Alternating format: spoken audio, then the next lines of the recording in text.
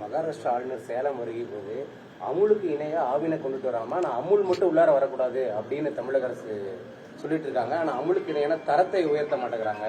ஆனா அமுல் இங்க வரக்கூடாது அங்க வரக்கூடாது அப்படிங்கிற சொல்றதுல மட்டும்தான் இருக்காங்க. ஆவினோட தரத்தை உயர்த்த மாட்டேங்கிறாங்கன்னு ஒரு குற்றச்சாட்டை வச்சிருக்காரு. தம்பிப்பா, ஆவினோட தரத்தை உயர்த்த மாட்டார்கள் என்று சொல்லுவதற்கு பதில் தான் இந்த பிளான்ட். இன்றைக்கு லேட்டஸ்ட் எக்யூப்மெண்டா 52 கோடி செலவில் 7 லட்சம் லிட்டர் கையாளும் திறன் கொண்ட ஒரு பிளான்ட் இங்கே நிறுவியிருக்கோம்.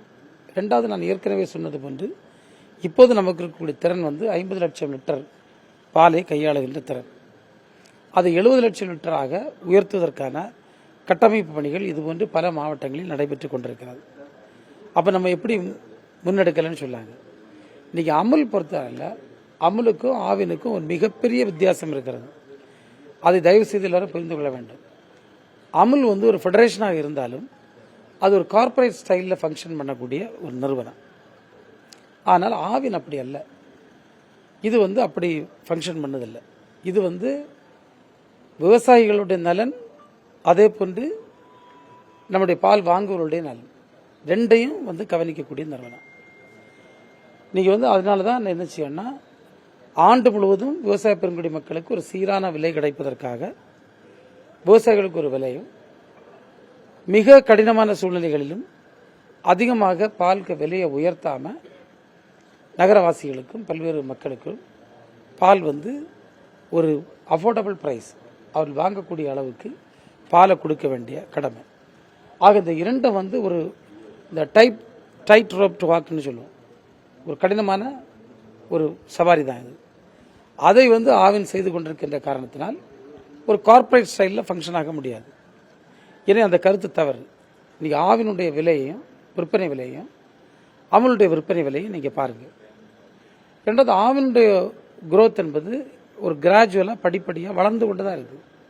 இப்போ நான் உங்கள்கிட்ட பட்டியல் காட்டினேன். எவ்வளவு நாங்கள் கடன் உதவி கொடுத்துருக்கின்றோம், எவ்வளோ வட்டியில்லா கடன் உதவி கொடுத்துருக்கின்றோம், எவ்வளோ கட்டமைப்புகளை உயர்த்துகின்றோம். பால் விலை நான் பல முறை சொல்லியிருக்கிறேன். தலைவர் அவர்கள் பொறுப்பேற்ற பிறகு 3 ரூபாய் விலை உயர்வு செய்தார்கள். மீண்டும் நம்முடைய மாண்புமிகு முதல்வர்கள் முதல் முறையாக தமிழ்நாட்டில் 3 ரூபாய் இன்சென்டிவ் கொடுத்தாங்க. தரமான பாலுக்கு கூடுதல் 1 ரூபாய் இன்சென்டிவ் கொடுத்தாங்க. அனைத்து சங்கங்களிலும் இன்றைக்கு ஸ்பாட் டெக்னாலஜி மெஷின் வச்சு நியாயமான விலை கிடைப்பதை உறுதி செய்திருக்கின்றோம். இதெல்லாம் வளர்ச்சியாக இல்லைன்னு நீங்கள் விவசாய பெருங்குடி மக்கள்கிட்ட கேட்டாலே தெரியும். அந்த கருத்து மிக தவறான கருத்து. அது ஒரு புரிதல் இல்லாமல் கூட அவர் சொல்லியிருக்கலாம்.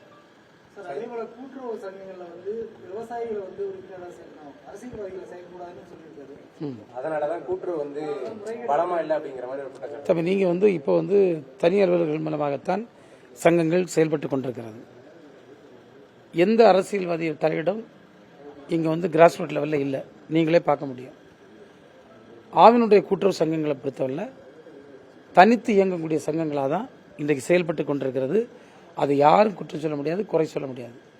நானும் மாவட்டத்தின் அனைத்து பகுதிகளுக்கும், மாநிலத்தின் அனைத்து பகுதிகளுக்கும் சென்று கொண்டிருக்கின்றேன். இந்த குற்றச்சாட்டு எங்கும் எழுந்ததில்லை. அப்படி எந்த தலையீடும் இதுவரையிலும் இல்லை. ஆவின் பொருட்கள், நம்ம ஆவின் கடைகள்ல ஆவின் பொருட்களை மட்டும்தான் விற்கணும்னு தொடர்ந்து வலியுறுத்தினாங்க. ஆனா தொடர்ந்து ஆவின் பொருட்களை விட மற்ற பொருட்கள், ஆவின் டீ ஸ்டால்ல கூட மற்ற பால் பொருட்கள் பிராண்டை தான் பாலை வாங்கி தான் பயன்படுத்துற நிலை இருக்கு.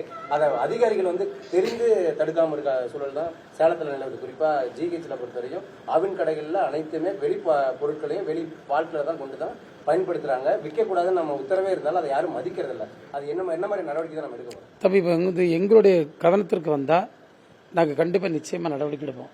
ஒன்று. ரெண்டாவது பார்த்தீங்கன்னா, சில இடங்களில் ஆவின் பார்லரை தனியார் எடுத்திருப்பாங்க. ஆவின் பார்லர் தனியார் எடுத்திருப்பாங்க. அவங்க சில இடங்களில் இப்படிப்பட்ட மற்ற பொருட்களையும் வைக்கக்கூடிய செய்தி வந்திருக்கு. நாங்கள் இப்போது முற்றிலுமாக எங்களுடைய காம்படிட்டர்ஸினுடைய பொருள் வைக்காமல் அதை உறுதிப்படுத்துவதற்கு உத்தரவு வழங்கியிருக்கின்றோம். இன்னும் பார்த்தீங்கன்னா, இந்த மாதம் ஒரு விற்பனைக்கான ஒரு தனி வியூகம் நம்ம அமைச்சிருக்கோம். சப்ளை செயின் மேனேஜ்மெண்ட்டுக்கு நான் தனியாக ஒரு வியூகம் அமைத்திருக்கின்றேன். ரெண்டும் இந்த மாதம் இறுதிக்குள்ளே நாங்கள் நடைமுறைக்கு கொண்டுருவோம். அப்படி வர சமயத்தில் இன்னும் பெட்டர் சேல்ஸ் வரும்.